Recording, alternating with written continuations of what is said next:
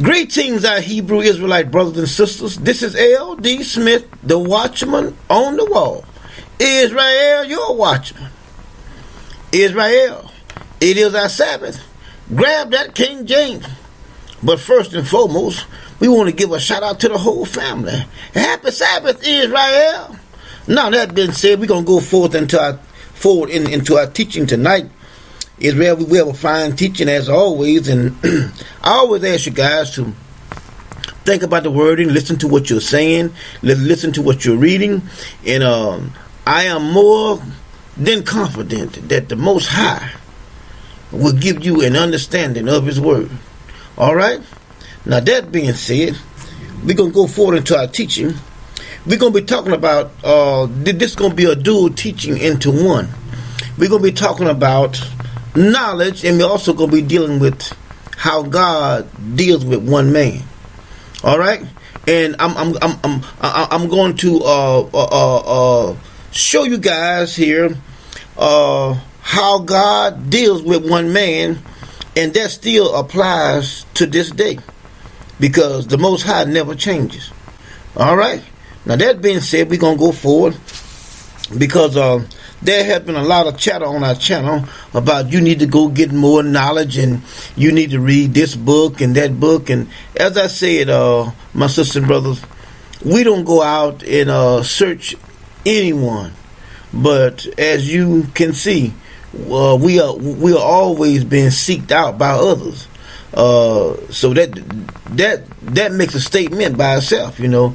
But anyway, we're gonna go forward into our teaching tonight, and we're gonna show you guys how the Most High never changes and how He does things. And God has a structure.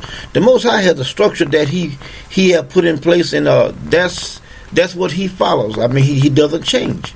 Okay? Now, we're going to begin in the book of Genesis chapter 17, and we're going to deal with one of our forefathers, Father Abraham. All right, we're gonna start off with him, and then we just gonna continually snowball on down, and then we're gonna get down to the book of Ezekiel. All right, and once we get there, you will understand what the teaching is all about. Okay, and you will also understand about what's all this chatter out here on the internet and all around and whatnot. You will find out that a lot of that is nothing but a bunch of bullshit, you know. But anyway, let's go forward into our teaching. We're at Genesis chapter 17, and this is about Abraham. We're gonna read from verses 1 down to verses 5. Okay, it said, and when Abraham was 90 years old and 9, that the Lord appeared unto Abram, and said unto him, I am the Almighty God. Walk before me and be thou perfect, and I will make my covenant between me and thee, and I will multiply thee exceedingly. Now God here is dealing with one man. He is talking to Abraham, and he is going to do all these things with one man. All right, now let's go forward here. Look what he says. And Abram fell on his face, and God talked with him, saying, as for me, behold, my covenant is with thee, with Abram, and thou shalt be a father of many nations. Neither shall thy name any more be called Abram, but thy name shall be Abraham, for a father of many nations have I made thee. See that? Now God is going to use one man, and He's going to perform this act. Now remember, God never changes. No matter whether He goes on for hundreds of thousands of years or millions of years, God never changes His program. All right, now let's go a little further. Let's look at Genesis chapter 17. Let's look at verses 19. Now watch this right here. It says, and God said to Sarah, thy wife shall bear thee a son indeed, and thou shalt call his name Isaac, and I will establish my covenant with him, for an everlasting covenant, and with his seed after him. See, now God is leaving one man going to another in a dispensation of time. Now He's going to deal with Isaac here. Okay, now Isaac is one man, because once he leaves Abraham, then he's gonna deal with Isaac. Okay, now God has said that he's gonna establish his covenant with Isaac and his seed. Okay, now let's go a little further. Let's go to Genesis 22, chapter 22. Now let's watch this right here, my brothers and sisters. Genesis chapter 22. Let's look at verses 7 through 17. Let's look at that. It says, "And Isaac spake unto Abraham his father, and said, My father. And he said, Here I am, my son.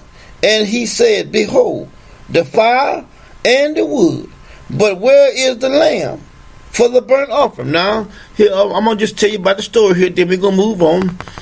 God has told Abraham to sacrifice Isaac. Okay, now they're at the point now where they're up on the mountain. They didn't get all the firewood for the sacrifice to God, but God has already said that He's going to do what we just read it. He's going to establish His covenant with Isaac. Okay, now let's read verse 8. It says, "And Abraham said, My son, God will provide Himself a lamb for a burnt offering." So they went both of them together.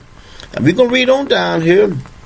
I said we're going to read down to verse 17. It says, "And they came to the place which God had told him of, and Abraham built there an altar there, and laid wood in oil, and bound Isaac his son, and laid him on the altar up on the wood.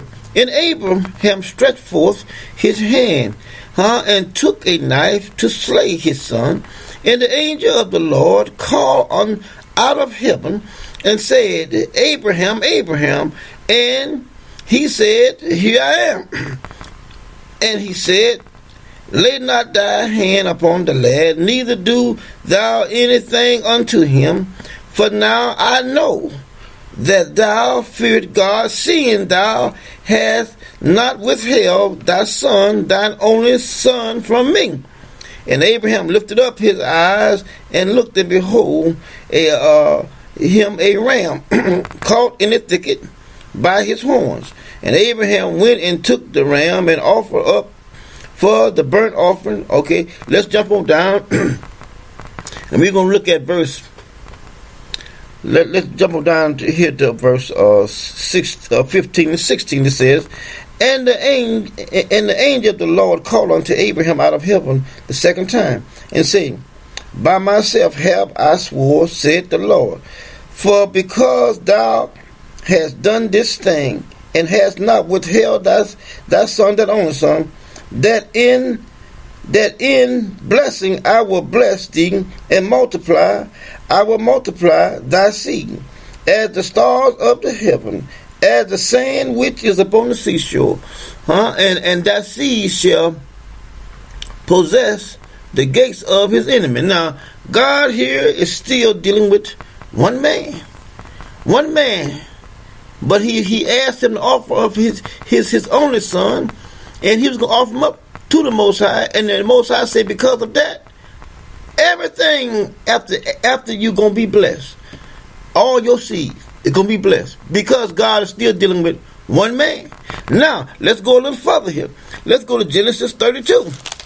See, because we need to see what's transpiring here. And let me just say this right here. If you go on the internet, which I don't search the web, but I know different ones that do, and there's a lot of they have informed me that there's a lot of them out there that's talking about this, a lot of them talking about that, a lot of them talking about this. There's no organization at all. Everybody it's all in disarray. Everybody just doing their own thing. But see, but God has one man that He's going to do this thing to. One man. Now we're gonna get on down the lesson, and I'm showing you how God has set up structure for to carry out His plan. He uses one man.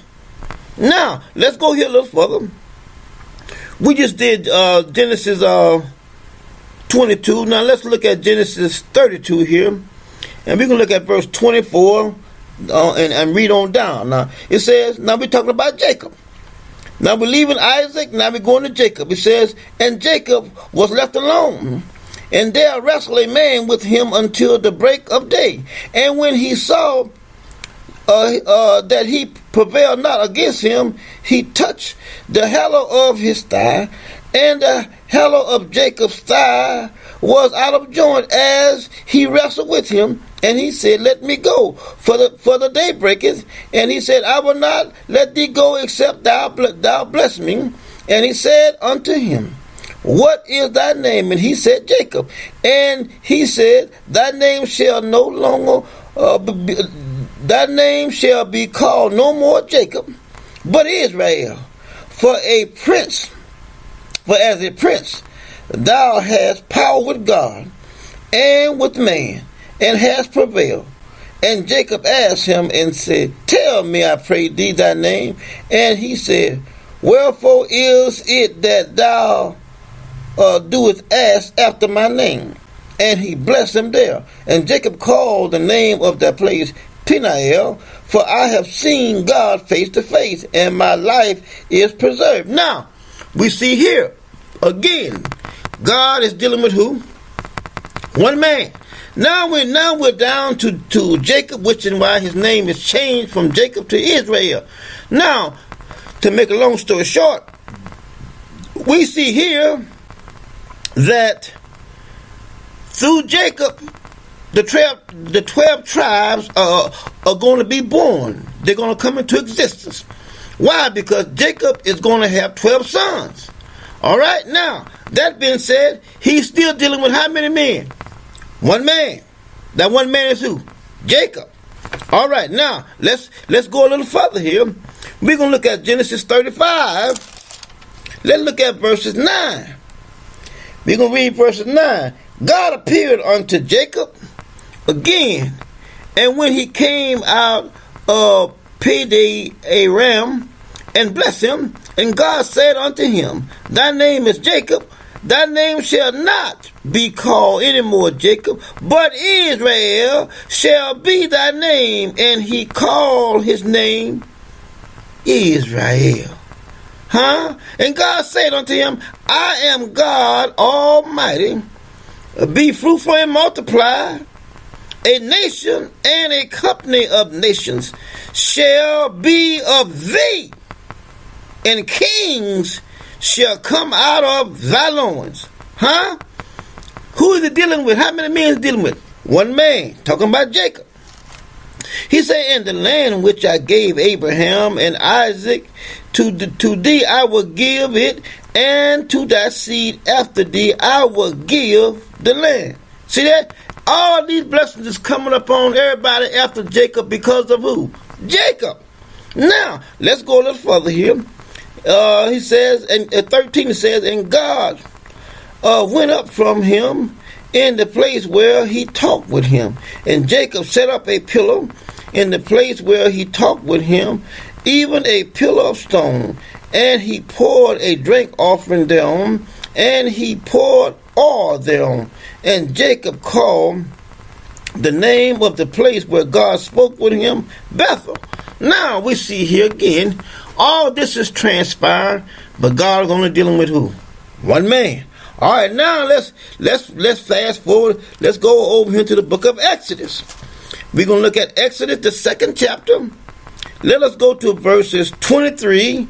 All right, Exodus chapter 2, verse 23. He says, and it came to pass in the process of time that the king of Egypt died, and the children of Israel sight by reason of the bondage, and they cried, and their cry came up unto God by reason of the bondage. And God heard their groans, and God remembered his covenant with Abraham, Isaac, and with Jacob. God looked upon the children of Israel, and God had respect unto them. All right, we're going to jump down here to chapter 3. Let's read on down here to chapter 3. Now, we're going to start with let's start with